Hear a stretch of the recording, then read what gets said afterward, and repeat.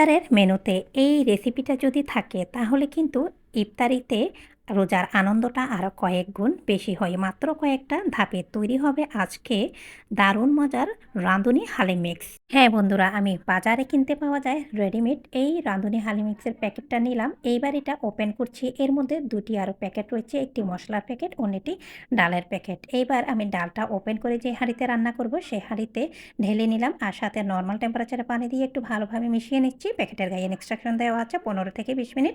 আমি 1 ঘন্টা ভালোভাবে ভিজিয়ে একটা সাইডে রেখে দিচ্ছি। এইবার অন্য একটি বাটিতে ডালের মধ্যে যে মশলার প্যাকেট ছিল সেই মশলাটা এইভাবে ঢেলে একটা সাইডে রেখে দিয়ে এইবার সরাসরি আমরা 1 ঘন্টা পরে চুলায় চলে আসলাম। এর মধ্যে আমি পর্যাপ্ত পরিমাণ রান্নার সয়াবিন তেলটা দিয়ে দিলাম। দিয়ে এইবার দিয়ে দিচ্ছি 200 গ্রামের মতো পেঁয়াজ। পেঁয়াজটা দিয়ে পেঁয়াজটা যখন মোটামুটি কিছুটা ব্রাউন কালার হয়ে আসবে, এর থেকে অর্ধেকটা তেল আর অর্ধেকটা পেঁয়াজ আমি উঠিয়ে রাখবো।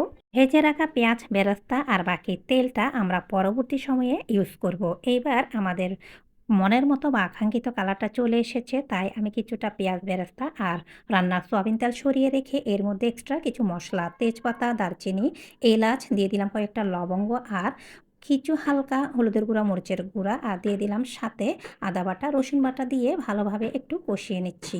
হালকা কষিয়ে নেওয়া হয়ে গেলে এবার দিয়ে দিচ্ছি ডাল বা রাঁধুনি হালিমের প্যাকেটের মধ্যে যে মশলা ছিল এক্সট্রা সেগুলি সব দিয়ে দিচ্ছি। আর 1 প্যাকেট হালিম রান্নার পরে মিনিমাম 1.5 কেজি হয় আর সে অনুযায়ী মশলাটা কিন্তু একসাথে দেওয়া থাকে। যখন মশলা থেকে এইভাবে আলাদা হয়ে আসবে, তেল ছেড়ে আসবে, তখন আমরা এর মধ্যে আগে থেকে কুচিয়ে রাখা 2 থেকে 250 গ্রামের মতো মুরগির মাংস দিয়ে ভালোভাবে কষিয়ে নিচ্ছি। ঠিক সেমভাবে যতক্ষণ না পর্যন্ত মুরগির মাংসের কাঁচা ঘ্রাণটা চলে না যায়। এরপরে আগে থেকে ভিজিয়ে রাখা সেই ডালের প্যাকেটটা পুরোটাই দিয়ে দিলাম আর চুলার জালটা এই সময় একেবারে লোতে রাখতে হবে। আর অবশ্যই মনে রাখতে হবে রান্নার প্রসেসিংটা শুরু থেকে শেষ পর্যন্ত ফুটন্ত গরম পানি দিয়েই করতে হবে। আর চুলার জালটা একেবারে লোর চাইতে একটু বাড়িয়ে দিতে হবে।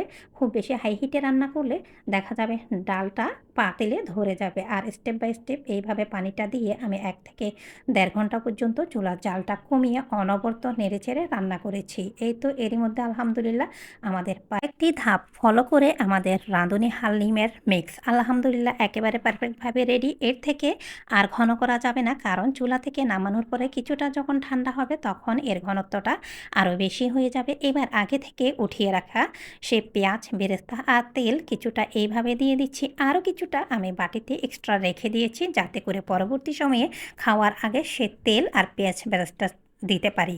তেলটা কম দিয়ে রান্না করবেন। পরবর্তী সময়ে এইভাবে তেলটা দিলে উপরে তেলের গ্লসিটা দেখতে ভালো লাগবে। মাশাআল্লাহ, এরই মধ্যে আমাদের একেবারে রাঁধুনি হালিম মিক্সড পারফেক্টভাবে রান্না হয়ে গিয়েছে। চাইলে রেসিপিটা ফলো করতে পারেন।